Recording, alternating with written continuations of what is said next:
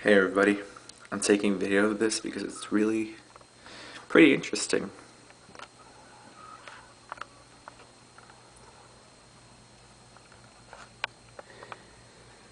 That is Cleveland right now, and there's a lot of snow everywhere, and you probably can't tell from the video, but there's snow blowing around everywhere. It's pretty windy.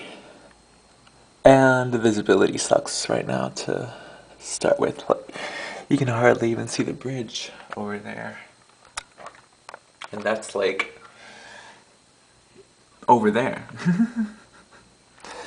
But yep, it's pretty interesting and pretty cool.